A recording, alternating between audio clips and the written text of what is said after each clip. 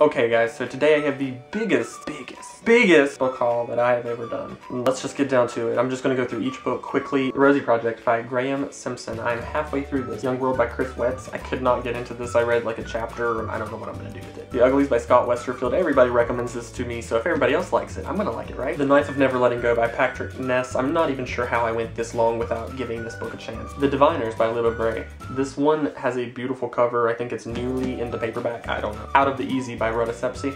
This one has been on my wish list for a while, and luckily Book Outlet had a ton of books that were on my wish list, so I bought them. The Dustlands trilogy, I went ahead and got them. I've got Blood Red Road, Rebel Heart, and Raging Star, and these are all by Moira Young. Per the recommendation of one of my friends, The Infernal Devices, I went ahead and got the entire trilogy of them too. I've got Book 1, Clockwork Angel, Book 2, Clockwork Prince, and Book 3, Clockwork Princess. And if you're wondering why some of these are hardback and some of these are paperback, Book Outlet had them the same price, so I figured if they got it the same price, I'm gonna go ahead and get the hardback version. Two mass markets that I picked up at Books A Million were Flowers for Algernon. Have not read it yet, but it's a pretty popular book. I'm surprised I've gotten away with not reading it.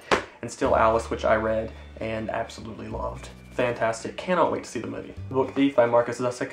I have loved this movie so much since it came out. I know it's a book. I knew it was a book before it was a movie. Cannot wait to read it. And I went ahead and got the movie cover because I feel like I can really relate to that cover more. Quarantine Book 1, The Loners by Lex Thomas. I've already read this and it was fantastic. I had no high expectations for it because of the cool cover, and usually when it's got such a cool cover, it's compensating for lack of story. And it was just a fun, really cool, fast YA read. I could hardly put the thing down. If you don't like violence, then don't get it. It's got tons of that. Bell Jar by Sylvia Plath. I read this one too. Fantastic. Not what I expected, but also really good. Trigger Warning by Neil Gaiman. This is an advanced reader edition that I got sent from the publisher Looks.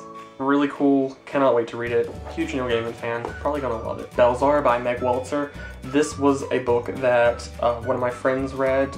He loved it, so I figured why not. Somewhat connected to The Bell Jar by Sylvia Plath. You can even see little picture there of The Bell Jar by Sylvia Plath.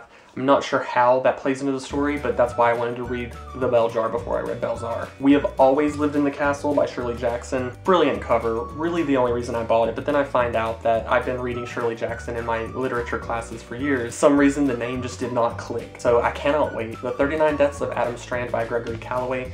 This book is one that's been on my wish list for years. It's kind of old now, but I got a really good deal on it at a local store. So The 100 by Cass Morgan, possibly one of my favorite television shows of all time. And so I got this also on a really great bargain price. And lastly, I got the Rotten Ruin series by Jonathan Mayberry. I got book 1, which is Rotten Ruin, book 2, Dust and Decay, book 3, Flesh and Bone, and book 4, Fire and Ash. These have the coolest covers. I think I actually like the paperback versions better because when you take the main flap there over, you can see it's got like a really cool zombie transformation for the book cover. So the paperbacks, in my opinion, look better than the hardbacks on this series. So I'm basically drowning in books right now. I don't think that's a bad problem to have. I definitely won't be buying books for a long time because I'm basically broke after this whole spending spree of books. Tell me in the description which book you think I should read next. I'm currently, like I said, finishing up the Rosie Project.